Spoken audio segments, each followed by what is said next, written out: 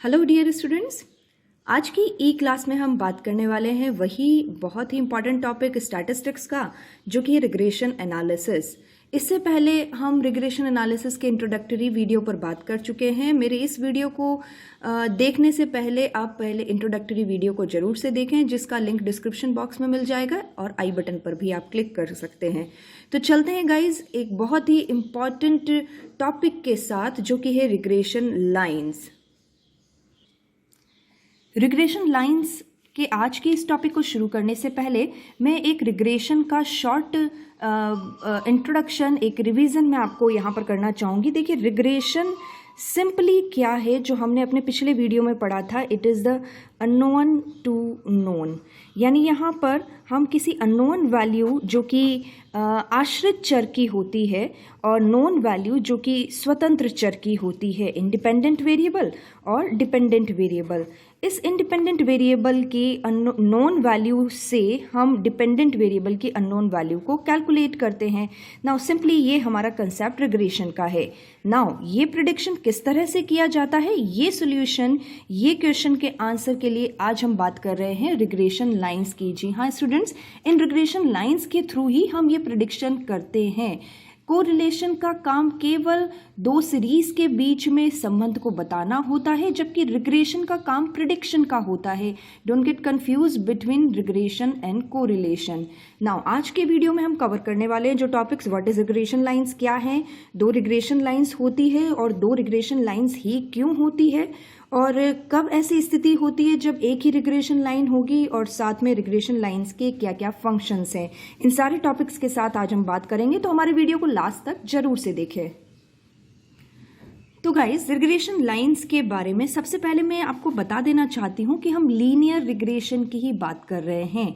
Linear regression यानी जब हम रिग्रेशन की जो वैल्यूज हैं, जो एक्स और वाई वैल्यूज हैं, जो दो सीरीज हमारे पास है, क्योंकि हम बाइवेरिएट एनालिसिस कर रहे हैं तो दो वेरिएबल हमारे पास होंगे, और ये एक्स और वाई सीरीज के वेरिएबल्स को यदि हम ग्राफ पर प्लॉट करें तो स्थिति कुछ ऐसी होगी कि हम यहाँ पर एक सीधी लाइन बना सकें। जरूरी नहीं है कि यह इंक्रीमेंटल वे में ही हो, ये डिक्रीज भी हो सकती है, लेकिन ये लीनियर हो तो हम लीनियर रिग्रेशन के टॉपिक्स की अब बात करेंगे। अब आपके मन में ये प्रश्न आएगा, क्या ये नॉन लीनियर हो सकती है? जी हाँ, बिल्कुल। कभी कभी जब रिग्रेशन लाइंस कुछ इस तरह की या इस तरह की या नॉन लीनियर टाइप की होती है, अरेखीय प्रकृति की होती है, तब हम ये लीनियर रिग्रेशन उपयोग में नहीं ला सकते। हम जो बात कर रहे हैं वो लीनियर रिग्रेशन की ही बात कर रहे हैं, और यही आपके कोर्स में भी है। तो हम लीनियर रिग्रेशन पर पॉइंट आउट करेंगे, जिसमें हम रिग्रेशन की जो लाइन बनाएंगे वो एकदम लीनियर होगी, स्ट्रेट लाइन होगी। तो लीनियर रिग्रेशन की बात करते हैं तो टू रिग्रेशन लाइंस होती है। टू रिग्रेशन लाइंस क्यों होती है, क्या है सबसे पहले रिग्रेशन लाइन, इसका आंसर हम आपको देते हैं। देखिए, रिग्रेशन लाइन क्या होती है, सिंपली इंग्लिश मीडियम के स्टूडेंट्स के लिए मैं अपने नोट्स इंग्लिश में दे रही हूँ, और हिंदी मीडियम के स्टूडेंट्स के लिए मैं जो आपको समझा रही हूँ वो हिंदी और इंग्लिश मिक्स लैंग्वेज में, इसलिए दोनों ही मीडियम मेरे इन वीडियोस के साथ कंफर्टेबल हैं। तो गाइज ध्यान दीजिएगा, रिग्रेशन लाइन्स क्या है। Regression line, it is simply the straight line, because we are studying the linear regression. हम रेखीय प्रतीपगमन पढ़ रहे हैं, ये इसलिए एक स्ट्रेट लाइन होती है जो कि रिप्रेजेंट करती है how much dependent variable varies when independent variable changes. यानी जब स्वतंत्र चर में परिवर्तन होता है तो आश्रित चर कितना परिवर्तित होगा, ये बताती है रिग्रेशन लाइन। देखिए गाइज, जब हमें ये पता है कि कितना परिवर्तन होने वाला है तो हम प्रिडिक्शन आसानी से कर सकते हैं। आपको पता है ताइते तूफान आने वाला, ताइते तूफान चल रहा है, इसका प्रिडिक्शन कैसे हुआ, क्योंकि हमें पता था कि किस तरह के मौसम में परिवर्तन आने वाला है। तो यदि हमें पता है क्वांटिटी कितनी है, डिग्री कितनी है, तो हम यहाँ पर प्रिडिक्शन कर सकते हैं। ग्राफ के तौर पर मैंने आपको बताया, यदि मैं यहाँ पर y वेरिएबल को प्लॉट करूँ, यहाँ पर x वेरिएबल को प्लॉट करूँ, तो देखिए x में परिवर्तन होने से y में कितना परिवर्तन होगा। बिल्कुल ये लाइंस आपको बता देती हैं, ये प्रिडिक्शन आपको बता देता है। इसी तरह से मैं यदि एक रिग्रेशन लाइन मैंने एस्टिमेट कर ली है तो मुझे पता है यदि x की वैल्यू ये है तो y की वैल्यू ये रहने वाली है। तो गाइस इस रिग्रेशन लाइन का कितना उपयोग है ये आप देख रहे हैं, तो आपको समझ में आ गया होगा कि 2 रिग्रेशन लाइंस की जब हम बात करेंगे तो रिग्रेशन लाइन का एक्चुअल मीनिंग क्या है। नाउ अब बात करते हैं आगे, क्योंकि हम बार बार कह रहे हैं कि 2 रिग्रेशन लाइन होती है, 2 रिग्रेशन लाइन होती है, तो अब हम बता ही देते हैं कि ये 2 रिग्रेशन लाइन कौन सी होती है। सबसे पहली है x ऑन y और दूसरी है y ऑन x। कंसेप्ट ध्यान से समझिएगा स्टूडेंट्स। x ऑन y का उपयोग तब किया जाता है जब y स्वतंत्र चर हो या इंडिपेंडेंट वेरिएबल हो और x आश्रित चर हो यानी डिपेंडेंट वेरिएबल हो। ध्यान दीजिएगा, जो पीछे वेरिएबल है वो ज्ञात होगा। स्वतंत्र है मतलब वो ज्ञात है यानी नोन है, और आश्रित है मतलब अज्ञात है। इस कंसेप्ट को आप ध्यान रखिएगा। यानी जब आपके क्वेश्चन में y सीरीज को आप स्वतंत्र मान रहे हैं तो आपको जो रेखा बनानी है वो x ऑन y बनानी है, और जब आपके क्वेश्चन में x सीरीज को आप स्वतंत्र मानते हैं यानी इंडिपेंडेंट मानते हैं मतलब वो ज्ञात वैल्यू होगी, और y सीरीज आश्रित से श्रेणी होगी यानी वो डिपेंडेंट वेरिएबल होगा यानी वो अज्ञात होगा। तो ये कंसेप्ट आप अच्छे से ध्यान रखिएगा। जो चीज़ ज्ञात है, जो वेरिएबल ज्ञात है वो पीछे की तरफ होगा। यानी x ज्ञात है तो हमें y ऑन x रेखा ज्ञात करनी पड़ेगी, और यदि y ज्ञात है तो हमें x ऑन y रेखा ज्ञात करनी होगी। ये सिंपल सा कंसेप्ट है 2 रिग्रेशन लाइन का। अब गाइज ये आप ही पर डिपेंड करता है कि हमें x ऑन y कैलकुलेट करना है या y ऑन x कैलकुलेट करना है। इसके कैलकुलेशन के मेथड हम अपने अगले वीडियो में जरूर से आपको बताएंगे। देखिए, एक बात मैं और आपको बता देना चाहती हूँ, जैसा कि मैंने पिछले वीडियो में बताया था कि कोरिलेशन और रिग्रेशन में जो मेन फर्क ये है कि कोरिलेशन में हम पता नहीं होता है कि किस चर को स्वतंत्र माने और किसे आश्रित माने, यानी कौन सा वेरिएबल इंडिपेंडेंट है कौन सा डिपेंडेंट है। लेकिन यहाँ पर हमारे लिए चीज़ फिक्स हो जाती है। यदि हम x ऑन y लाइन की बात कर रहे हैं तो y स्वतंत्र ही होगा, यदि y ऑन x की बात करें तो x श्रेणी इंडिपेंडेंट ही होगी। ये चीज़ यहाँ पर फिक्स हो जाती है। उस अंतर को एक बार रिकॉल कीजिएगा, डिफ्रेंसिएशन मैंने आपको पिछली वीडियो में बताया था। तो यहाँ पर स्वतंत्र और आश्रित चर बिल्कुल फिक्स होते हैं, जबकि कोरिलेशन ज्ञात करते समय x और y के बीच में कोरिलेशन ज्ञात किया, हमें नहीं पता x स्वतंत्र है y स्वतंत्र है जो भी है, लेकिन हमने कोरिलेशन कैलकुलेट कर लिया। लेकिन रिग्रेशन में बहुत बड़ा अंतर ये है। नाउ अब हम बात कर लेते हैं कि भाई 2 रिग्रेशन लाइन है तो ये 2 रिग्रेशन लाइन क्यों है। सबसे इंपॉर्टेंट जो मैं हमेशा कहती हूँ स्टूडेंट्स, आपको ऑलवेज कंसंट्रेट ऑन वाई। तो क्यों 2 रिग्रेशन लाइंस है? सबसे पहला और इम्पॉर्टेंट कारण देखिए, बुक्स में बहुत ही कंफ्यूजन वे में दिया हुआ है। मैं आपको बहुत ही शॉर्ट और सिंपल तरीके में समझाना चाहती हूँ कि यदि 2 रिग्रेशन लाइन है तो बहुत ही इम्पॉर्टेंट क्वेश्चन भी बनता है आपका एग्जामिनेशन का कि दो रिग्रेशन लाइन क्यों होती है और किन परिस्थितियों में एक ही रिग्रेशन लाइन होगी। तो उसका आंसर भी हम आपको देंगे। सबसे पहले वाई 2 रिग्रेशन लाइन्स। तो गाइस 2 रिग्रेशन लाइन क्यों है? सबसे पहले 1 dependent variable and 1 independent variable are there. देखिए यहाँ पर एक डिपेंडेंट वेरिएबल होता है और एक इंडिपेंडेंट वेरिएबल होता है। अब भाई हमें मालूम है कि हमें y के लिए हमें y ज्ञात है और x के लिए ज्ञात करना है, तो हमें x और y कैलकुलेट करना ही होगा। और यदि हमें x ज्ञात है और y के लिए ज्ञात करना है तो हमें y और x कैलकुलेट करना ही होगा।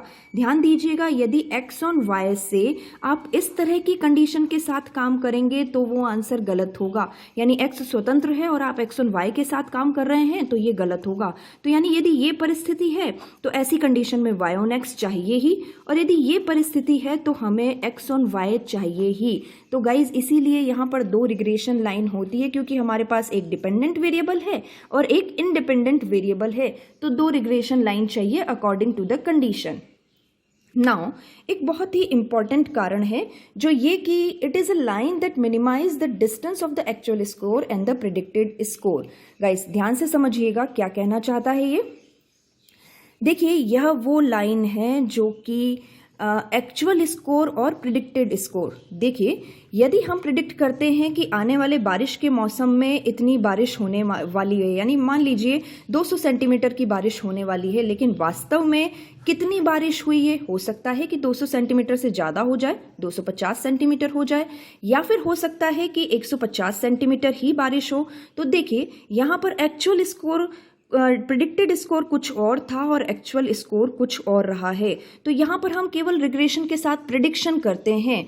तो जब प्रिडिक्शन है तो साथ में यदि एक्चुअल स्कोर के साथ इसे कंपेयर किया जाए तो ये रिग्रेशन लाइन वो लाइन है जो कि इस अंतर को मिनिमाइज करती है, क्योंकि regression line least square method पर काम करती है। ध्यान दीजिएगा स्टूडेंट्स, ये लीस्ट स्क्वायर मेथड पर काम करती है, इसलिए लीस्ट स्क्वायर मेथड का कंसेप्ट ही यही कहता है, जो मैंने आपको यहाँ पर बताया भी है।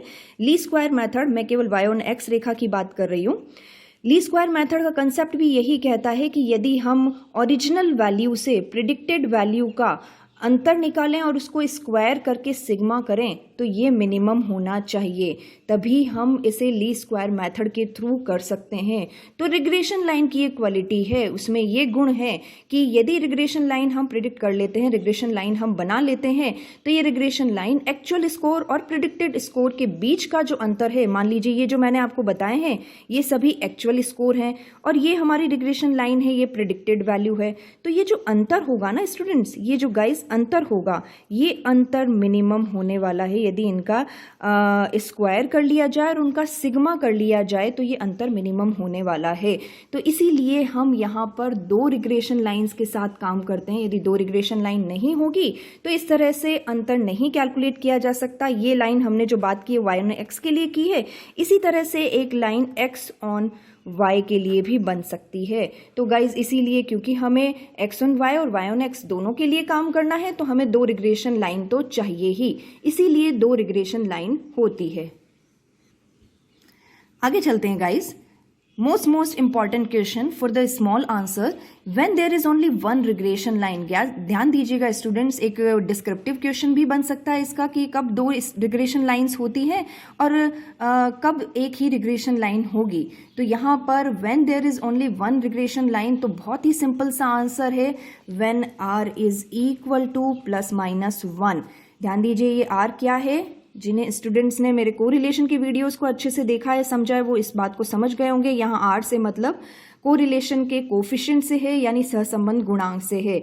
यानी जब x और y सीरीज के बीच में, x और y सीरीज के बीच में एक परफेक्ट कोरिलेशन है। परफेक्ट कोरिलेशन का मतलब यदि x श्रेणी में 100% का चेंजेस होता है तो y श्रेणी में भी 100% का चेंजेस होगा, ये है पॉजिटिव अंतर। और यदि x श्रेणी में 100% का चेंजेस होता है और y श्रेणी में अपोजिट डायरेक्शन में चेंजेस होता है तो यह है नेगेटिव का कोरिलेशन। तो यहाँ पर जब r इज इक्वल टू +-1 हो तो ऐसी कंडीशन में एक ही रिग्रेशन लाइन होगी। बट गाइस सीक्रेट बात यह है कि यहाँ पर रिग्रेशन लाइन दो ही है, केवल एक के ऊपर एक आने की वजह से ये रिग्रेशन लाइन एक ही दिख रही है, अदरवाइज यहाँ पर दो ही रिग्रेशन लाइन है। क्योंकि परफेक्ट कोरिलेशन है x और y के लिए, तो यहाँ पर y ऑन x और x ऑन y दोनों एक के ऊपर एक आ गई है, इसलिए यहाँ पर एक ही रिग्रेशन लाइन कही जाएगी। तो गाइज आगे चलते हैं।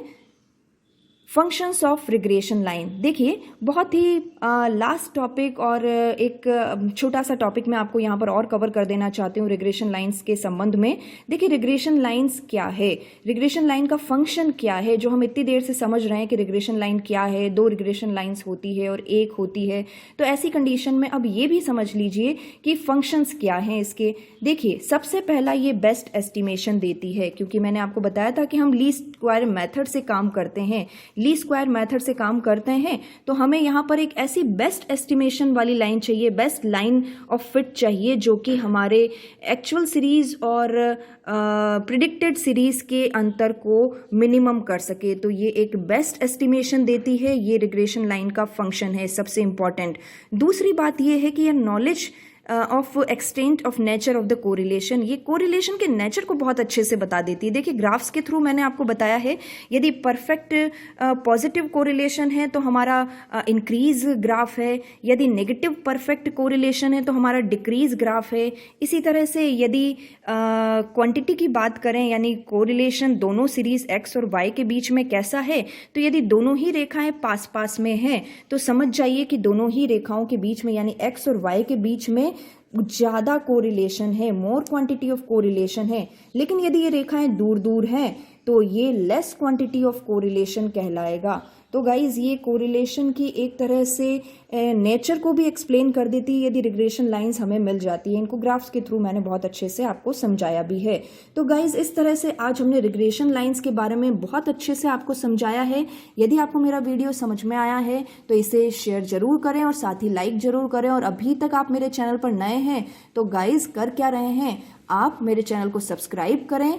थैंक यू गाइज, पढ़ते रहिए, बढ़ते रहिए।